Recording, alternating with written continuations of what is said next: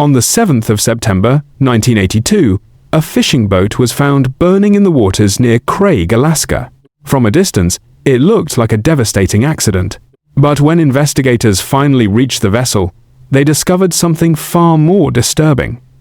The boat was not simply a wreck, it was a crime scene. 8 people had disappeared aboard the 58-foot commercial fishing boat Investor.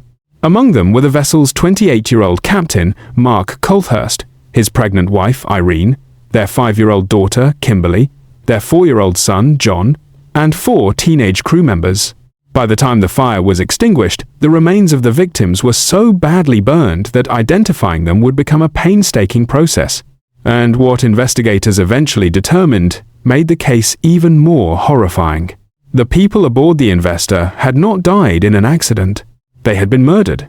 More than 4 decades later, the Investor murders remain one of the darkest and most notorious unsolved mass killings in Alaska. Craig, Alaska, is a small fishing community in the southeastern part of the state. In September 1982, the end of the fishing season brought a large number of commercial fishing vessels into the area. The harbor was crowded, and the town was filled with fishermen preparing to finish the season and return home. Among them was Mark Coulthurst. At only 28 years old, Coulthurst had already built a successful career in the maritime industry. He had been working around boats since he was a teenager, and he had recently purchased the Investor, a large and expensive commercial fishing vessel. For Mark, the boat represented more than a job. It was the result of years of hard work and the future he had built for his family. That September, Mark was aboard the Investor with his wife, Irene, who was pregnant with their 3rd child. Their daughter Kimberly was 5 years old. Their son John was 4. 4 young crew members were also aboard: Michael Stewart, Dean Moon, Jerome Keown, and Chris Heyman. The group had arrived in Craig near the end of the season. On September 5th, Mark's birthday, the family and crew spent time in town. They were seen at a waterfront restaurant and made phone calls before eventually returning to the Investor. It was the last time all 8 would be seen alive. That night, the Investor was docked in the harbor. Other fishing boats were nearby. The town was small, and the harbor was busy. But, sometime after the group returned to the vessel, something happened on board. The exact sequence of events has never been established with complete certainty. At some point, the people aboard the Investor were attacked. Investigators later determined that the deaths were caused by gunfire. The victims were then left aboard the vessel as someone attempted to destroy the evidence. The Investor was moved away from the dock. The boat eventually ended up near a secluded area outside Craig, where it was set on fire. The blaze became the first indication that something was terribly wrong. When the burning vessel was discovered, firefighters and rescuers faced an extremely difficult situation. The fire was intense, and the damage was extensive. After the flames were brought under control, investigators began examining what remained of the boat. The scene was horrific. The fire had destroyed much of the vessel and badly damaged the remains of the people aboard. Some victims could only be identified through dental records and other forensic evidence. One of the children, John, was never recovered in the same way as the others, adding another layer of uncertainty to an already devastating crime. But despite the destruction caused by the fire, investigators were able to determine that the deaths were not accidental. The victims had been shot. The fire appeared to have been deliberately started afterward. The Investor was no longer simply a burned fishing boat. It was the scene of Alaska's largest mass murder. The investigation quickly became one of the largest and most complicated criminal cases in Alaska. The crime had taken place in a small community where many people knew one another. The victims were not strangers to the fishing world, and because the boat had been burned, crucial evidence had been destroyed. Investigators had to reconstruct the events from fragments. Who had access to the boat? Who knew the movements of the Coulthurst family and the crew? Who could have boarded the Investor without immediately raising suspicion? And who had the knowledge to operate the vessel and move it away from the harbor?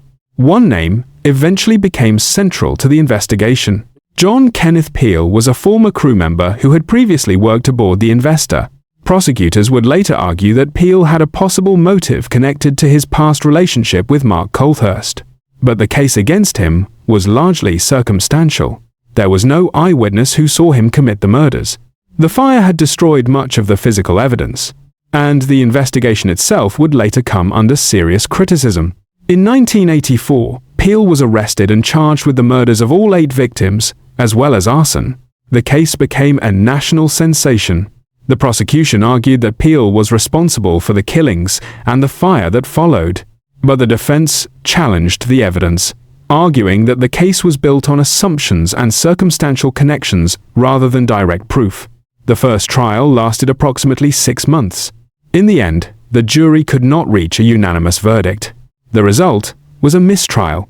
The case was not over. Peele was tried again in 1988. By then, the prosecution's difficulties had become even more apparent. The state had no murder weapon that definitively connected Peele to the killings. There was no physical evidence conclusively placing him at the crime scene at the time of the murders, and the prosecution's own handling of the investigation was criticized. After a second trial, John Kenneth Peele was acquitted of all 8 murders and the arson charge. The acquittal meant that, legally, he was not responsible for the killings. But it did not answer the central question. If Peele did not commit the murders, then who did? The investor murders left behind a crime scene with almost no easy answers. 8 people had been killed. A family had been destroyed. 4 young crew members had died alongside them. The killer had apparently been able to move through the harbor, operate the vessel, and set fire to the crime scene without being identified.